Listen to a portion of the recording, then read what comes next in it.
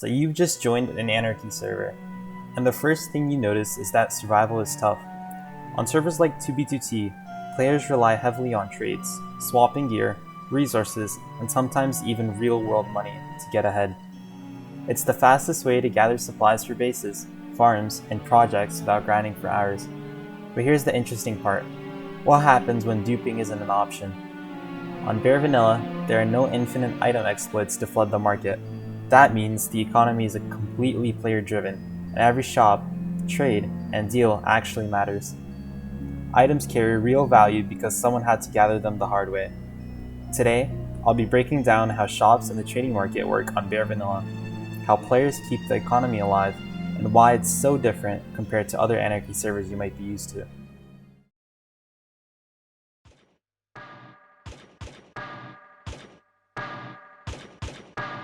Player-to-player trading has been around for as long as Anarchy servers themselves. In fact, it's one of the things that kept players coming back year after year. Back in the early days of servers like 2b2t, trading gave people a reason to cooperate and a world designed for chaos. Sure, you could log in to greet, to fight, or to run around spawn, but if you wanted to do something bigger, you needed resources, and most of the time, you couldn't get everything alone. People didn't just grind materials for themselves, they did it because they knew there was a market of other players willing to exchange. That simple system of, I have what you need, you have what I want, became the foundation for entire player-driven economies. When BareVanilla first launched on October 25, 2024, history repeated itself in a new way. Everyone was scrambling to be at the top, the richest, the most powerful, the one who could say they owned the best stash on the server. In a world with no rules and no protection, wealth meant survival, and naturally, this race to the top quickly led to the formation of a currency. Players needed a way to measure value, to make trades fair, and to know what something was actually worth. So what did the players choose? Netherite. And it wasn't just a random pick. Netherite made sense for a few key reasons. First, it's rare. You can't just mine stacks of it in an hour. Second, it's durable and universally useful. Everyone, whether you're a PvPer, a builder, or just a traveler, benefits from netherite gear. And third, it's recognizable. Nobody has to argue over whether it has value. If someone hands you netherite, you know it's worth something.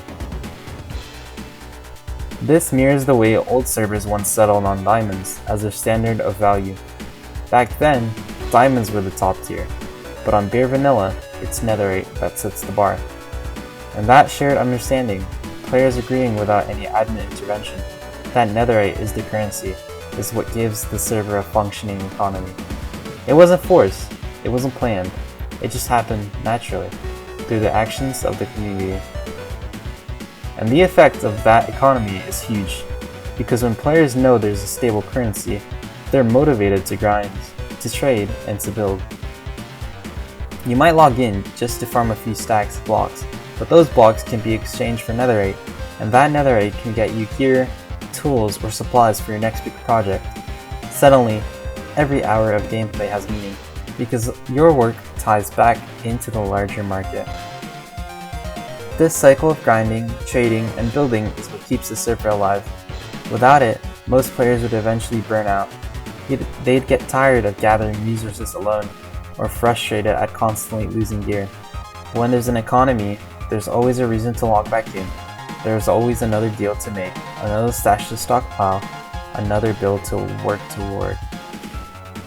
And that's where BareVanilla thrives, because every hidden base, every community project, every giant monument scattered across the server trades back to the economy. Trading is what fuels the builds. Netherite is what fuels the trading.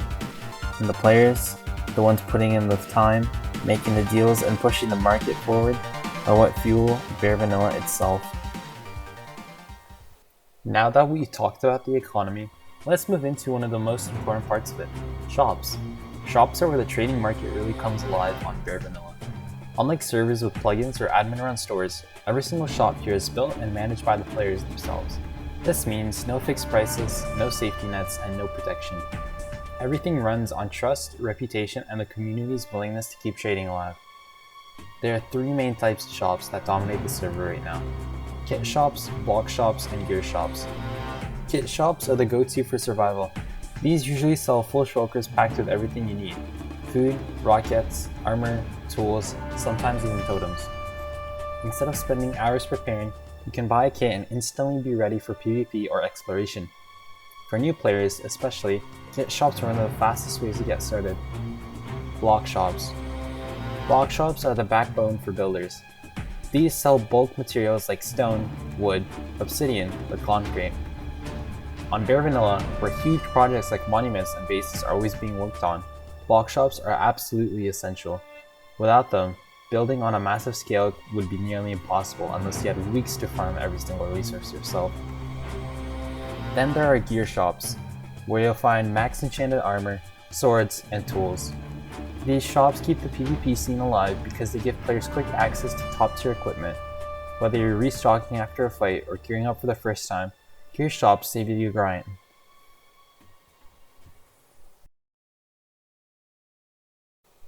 Now, how do these shops actually operate?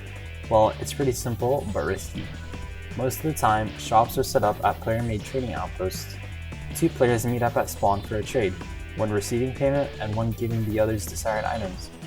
Payments are almost always in netherite, either ingots or scraps, and trades are usually done face to face or through trusted middlemen. The best shops are the ones run by players or groups that have proven themselves to be reliable. They restock consistently, deliver what they promise, and treat trading seriously. So, what are the best shops to buy from at the moment? Right now, kit shops are probably the most valuable if you're just starting out, since they give you everything in one go. For builders, block shops are the clear winner because they make massive projects possible. And for PvPers or explorers, gear shops are unmatched. You'll save hours by picking up max sets instantly. Ultimately, the best shop depends on your playstyle. If you want to fight, buy gear. If you want to build, buy blocks. If you want to do a little bit of everything, kit shops are your best bet. Now that we've covered the types of shops, what are the current best shops for each category? Well, for gear, your best bet would be the Deepslates Shop. For blocks and kits, Bare Necessities would be your best friend. I will have a link for these shops in the description. Once you have a bit of netherite, consider ordering from one of these trusted shops as they offer great prices on a variety of items. Another interesting part of the shop scene on BareVanilla is how players actually advertise what they're selling. Since there are no plugins or auction houses, everything is word of mouth and community driven. Most players promote their shops through Discord, usually in dedicated trading channels, where they'll post prices, stock updates, and screenshots of what they're offering. Others spread the word directly in game using chat, even going as far as to make a bot to spit out their trading shop. When you start seeing the same shop name pop up over and over again, you know they're building trust and reputation. Here's everything on a server where scams are always possible. And of course, the best advertisement is consistency. If a shop keeps restocking and delivering fair trades, word spreads fast. Before long, those shops become the go-to names on the server, and players will recommend them to newcomers without hesitation. Hello, this is Divicon. After editing this video, after spending maybe 2 or 3 days editing it, I was trying out how to edit better and edit in like a new style.